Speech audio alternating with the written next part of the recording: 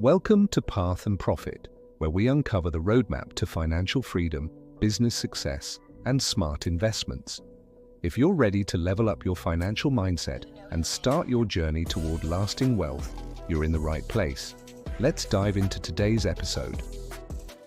We're looking at articles from places like NewTraderU, HelpGuide.org, Forbes, BetterUp, Ramsey Solutions, AU Small Finance Bank, IJRAR.org, Aspen Wealth Management too. plus some interesting research from Corey and the Equator Journal of Management and Entrepreneurship. Quite a mix. It is. And what's really striking, when you look across all of this material, is how consistently it points to this idea that your thoughts, your feelings about money, they aren't just some side issue. Right. They're actually like driving the bus. They shape your habits, where you end up financially. So the mission for this deep dive for you listening? It's basically to give you a shortcut to understanding the key psychological stuff that underpins effective wealth building, and how to cultivate that positive money mindset. Right. How to use that mindset to navigate challenges and, hit your goals.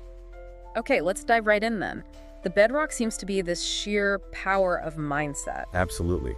Our beliefs, our attitudes about money, they really shape everything. That's what NewTraderU and Forbes were saying in that Hitting Connection article, right? Exactly. The message is crystal clear. Your mindset isn't passive.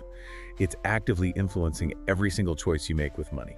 And ultimately, your success, like an operating system for your finances. That's a great way to put it, yeah. And these two contrasting mindsets keep popping up. Scarcity versus abundance. Can you break that down a bit? What's the real difference for someone listening? Sure. So imagine someone with a scarcity mindset. NewTraderU and BetterUp talk about this. They operate from this fundamental fear. It's fear of not having enough. Precisely. They're constantly scanning for threats, focusing on potential loss, so they become very risk-averse. Like hoarding cash, maybe? Yeah. Or avoiding investments? Exactly that kind of thing. Whereas someone with an abundance mindset, they believe there's enough out there. They're open to opportunities, willing to take calculated risks to grow. So it's the difference between constant worry and feeling empowered to invest in your future. That sums it up pretty well. One feels like anxiety, the other like possibility. Got it. Now, NewTraderU also mentioned core self-evaluations. What are those and how do they connect? This is really interesting for understanding your own tendencies. Core self-evaluations are basically your fundamental beliefs about yourself. Like self-esteem. Yeah, self-esteem, locus of control, whether you feel you're in charge, and emotional stability. And how do they link to money? Well, NewTraderU points out that people who score higher here, they tend to be more proactive, more confident with money. Okay. So high self-esteem might mean you feel more deserving of success, more motivated. Right. A strong internal locus of control means you take responsibility, you don't just blame things. And emotional stability, that helps you stay calm, make rational choices when things get, bumpy. Makes sense. And they had that example, Cara, right, who turned things around just by shifting her mindset. Exactly. Her story really shows this isn't just abstract theory. It has real, tangible consequences for you for your financial life. It shows you can change. Absolutely. Your beliefs aren't set in stone. You can evolve them, and that can lead to really concrete improvements, which kind of leads us nicely into some specific psychological principles for building wealth. Okay, so we've got the mindset foundation. Now, what principles can guide you, our listener, towards actually building wealth? Well, one big one is behavioral compounding. NewTraderU talks about this, drawing on James Clear's work, Atomic Habits. Just like investments compound, so do small, consistent financial habits. It's like automating savings or tracking expenses. Exactly. Automate a small amount, track expenses diligently. They seem tiny day to day. But over time, they build up into really significant wealth-building behaviors. It's those little hinges swinging the big doors for you. Tiny habits for your money. Makes sense. What else should you be aware of? Definitely cognitive biases. You absolutely need to know about these. They're mental shortcuts, sometimes helpful, but they could really sabotage your finances. Like loss aversion, we touched on that. Yeah, where losing money feels way worse than gaining the same amount feels good. Think about holding on to a losing stock too long. Hoping it'll bounce back. Right. Just because realizing the loss feels awful, that's loss aversion stopping you from maybe making a better move. And confirmation bias. Where you only look for stuff that agrees with you. Exactly. You ignore evidence that contradicts your investment idea. NewTraderU and Forbes both stress how crucial it is for you to recognize these biases. And have strategies to counter them. Yeah, like automated investing, or actively looking for opinions that challenge yours. Building safeguards against our own brain, essentially. What about that growth mindset idea? How does that help financially? A growth mindset, based on Carol Dweck's work, is believing your abilities, including financial literacy, aren't fixed. You can develop them. Right, through effort. It's the opposite of thinking I'm just bad with money. With a growth mindset, you see setbacks not as proof you're inadequate. But as chances to learn. Exactly. Opportunities to improve. Financial education becomes this ongoing journey. That feels really empowering. A mistake isn't the end, it's just a lesson. New Trader U also mentioned delayed gratification, referencing the marshmallow test. How does that fit in? The marshmallow test. It highlights a core skill. Being able to choose a bigger reward later over a smaller one now. That's a crucial psychological muscle for wealth building. Like choosing to invest instead of buying the latest gadget. Precisely. Strengthening that muscle might mean, say, waiting 24 hours before a non-essential purchase, or automating savings so the money's gone before you can spend it. Yeah. Like New Trader U says, all the financial planning math in the world won't help if you can't control your spending impulses. That's powerful. The psychology is just as vital as the logic. And what about social proof and modeling? Our environment matters. It really does. You know the saying, you become like the people you spend time with. Jim Rohn, Warren Buffett. Right. New Trader U reminds us of that. So intentionally surrounding yourself with people who have healthy money habits, who've had some success, it influences you. So joining clubs, finding mentors. Yeah, or even just consciously observing positive habits. You start to absorb their way of thinking, their behaviors. Who's in your corner matters. Okay, what about setting goals? How does that work psychologically? Setting clear visual goals is another really powerful tool. New Trader U explains that when you create detailed mental pictures of what you want, buying a house, retiring comfortably, Being debt-free. yeah, it engages both the emotional and logical parts of your brain. That seriously boosts motivation and focus. Makes the sacrifices feel worthwhile. Exactly. Having that clear vision makes the present day stuff feel meaningful. That makes sense. Turning abstract goals into something real. And New Trader U also mentioned mindfulness with money. What does that actually look like? Mindfulness here means being fully present with your money decisions, How so? like regularly checking in with accounts, understanding what triggers emotional spending, making conscious choices aligned with your long-term goals. So being intentional, not just reacting. Exactly. When you cultivate that awareness, you naturally start making better decisions. You're not acting on impulse or out of old habits. Okay.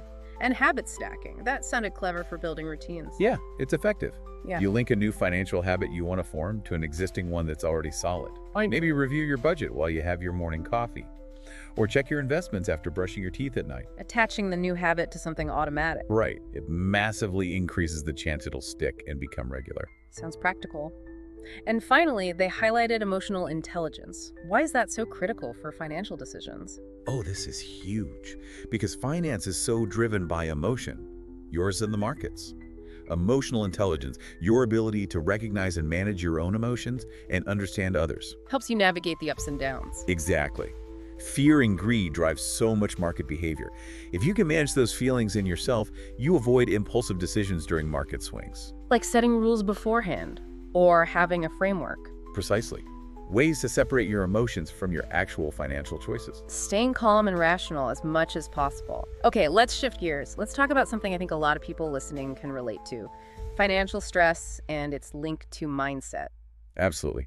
HelpGuide.org really lays out how common financial worry is and its effects. Yeah. They're profound on mental health, physical health, relationships, quality of life. It really impacts everything. Yeah, feeling constantly overwhelmed by money. It disrupts sleep, erodes self-esteem, drains your energy. It fuels anger, shame, fear, creates tension with partners. Worsens mood swings, increases risk of depression, anxiety. All of that. It's serious.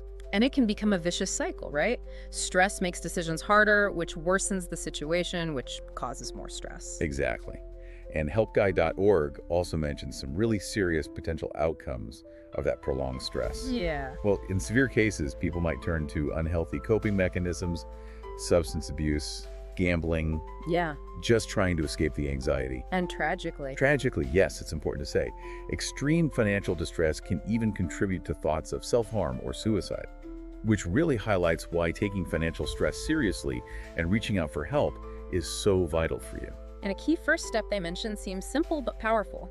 Talk to someone. Yes, talking about it with someone you trust, friend, family, a professional, provides huge emotional relief. Just getting it out. Often, yeah. Verbalizing it makes problems feel less huge, less isolating. The listener doesn't need all the answers. Just being heard, without judgment, eases the burden. And sometimes you see solutions yourself just by talking it through. And then the practical step, taking inventory, looking at the numbers. Crucial for regaining control. Detailing income, debts, spending even for just a month can feel daunting, I know. And tempting to avoid it. Very. But facing reality, looking at the statements instead of hiding from them, gives you a clear picture. That's what empowers you to make a realistic plan. Tracking everything, even small daily expenses, often reveals patterns you didn't even realize were there. So once you have that clear picture, the next step is a plan. A concrete plan, yes. And crucially, sticking to it. Set a realistic budget, look for ways to boost income, find expenses to cut. Be specific. HelpGuide.org emphasizes being specific about the steps and monitoring progress. And remembering setbacks happen. Try to get back on track quickly without beating yourself up. And managing overall stress helps too. Definitely. Exercise, relaxation, good sleep, but it all improve your ability to cope with the financial stuff. Okay, now back to mindset for a sec. Relational Psych talked about the scarcity money mindset. Sounds like it can affect you even if you're not actually broke. That's a really key distinction they make. Tammy Thomas differentiates actual scarcity, not enough for basic needs, from this scarcity mindset. And the mindset can stick around even with a good income. Yes. It's this persistent, often subconscious fear of never having enough.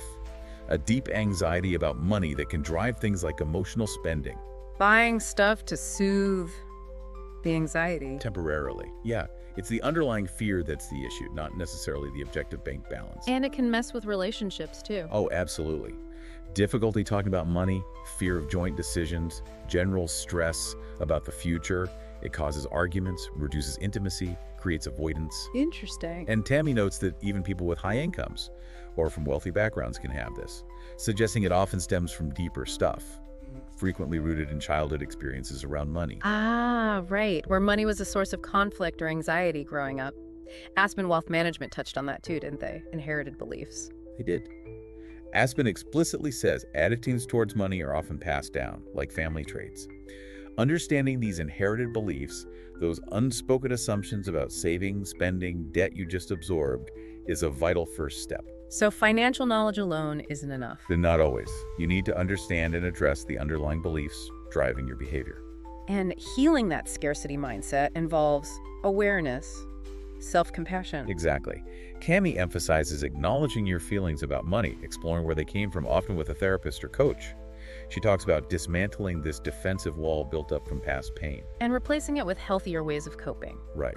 And partners can be allies in this, understanding and supporting each other's fears. Very insightful. Okay, let's switch again. How do wealthy people think differently about money? Nova Money and Forbes had some interesting contrasts. Yeah, Nova Money contrasts the poor mindset and rich mindset, suggesting the poor mindset focuses on working for money, not prioritizing saving, investing, spending on immediate wants. Well, the rich mindset is about making money work for you through investments, prioritizing net worth growth over trends, focusing spending on essentials. And Forbes echoed that. Yes, in their How Self-Made Millionaires Think Differently piece, highlighting calculated risks, continuous learning, long-term perspective, and seeing failure as a learning opportunity, not an endpoint. That idea of calculated risk stands out, not reckless, but strategic. Precisely. Understanding, assessing, managing risk for growth.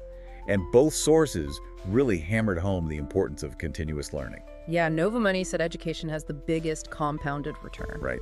Most millionaires weren't born rich. They learn how to build wealth. They're curious, seek advice, know they don't have all the answers. Contrasting with maybe a lack of curiosity or resistance to different views. That's what Nova Money suggested characterizes the other mindset. And Forbes also stressed identifying and reframing your own limiting beliefs about money. So a key difference is that openness to learning, challenging assumptions. Okay, let's get into the research. That Equator Journal study looked specifically at emotional intelligence and financial competence. What did they find? Yeah, this study gives some solid empirical evidence linking emotional capabilities and financial outcomes. They look at emotional intelligence, financial education, financial behavior, and competence in about 70 employees using path analysis. And the key insights from that analysis. They found significant direct effects. Higher emotional intelligence and more financial education linked directly to greater financial competence. Okay. But what's really interesting for us today are the indirect effects. Both emotional intelligence and education influence competence through their impact on financial behavior. So it wasn't just having the knowledge or awareness. It was how those translated into actual habits. Precisely. Higher emotional intelligence was strongly associated with more positive behaviors: budgeting, saving, smart investing. Suggesting your ability to manage emotions helps you make better choices, handle stress better. And those positive behaviors then lead to competence. Right. The study concluded those behaviors are critical. So fostering emotional intelligence and providing financial education are both crucial for promoting positive behaviors and enhancing overall financial competence. It really drives home that connection between emotional well-being and financial capability. Okay, let's revisit those behavioral biases, especially for investing. Forbes in IJRR.org listed some common pitfalls. Yeah, our psychology can lead to systematic errors, unfortunately. Overconfidence is a big one, thinking you can predict the market. Recency bias, focusing too much on recent trends. Yep. Anchoring, getting stuck on an initial piece of info. Confirmation bias, seeking out info that confirms what you already think.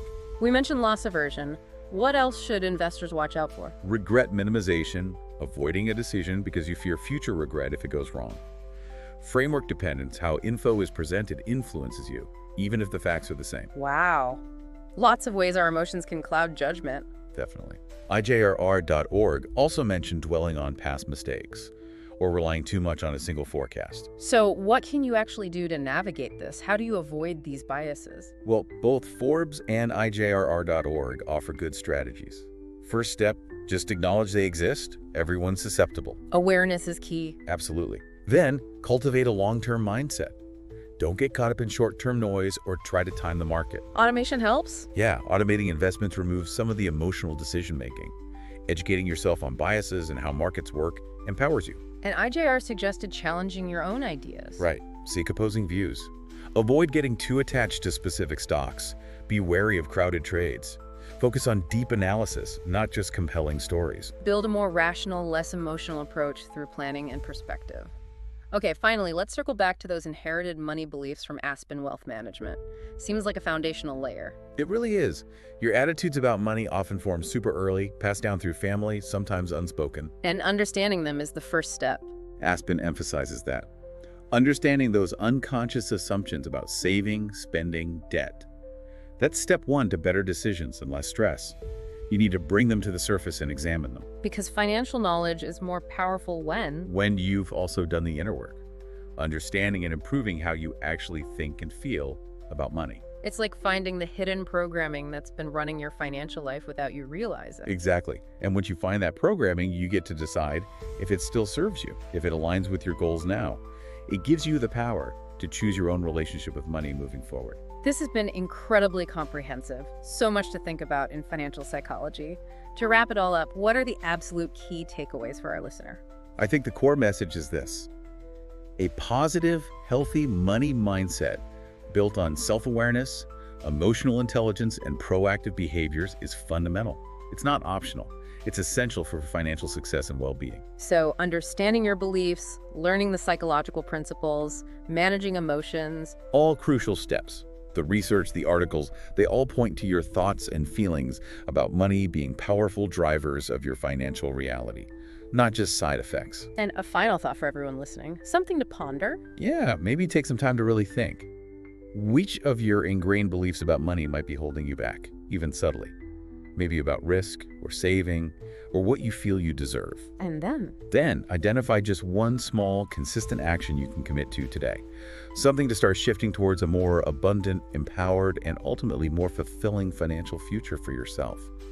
Really explore your own money mindset and see how these ideas resonate with your life. Thank you for joining us on Path and Profit. If you enjoyed today's episode, don't forget to hit that like button, subscribe, and share with others on their financial journey. Remember, the path to profit is built one smart decision at a time. See you in the next episode.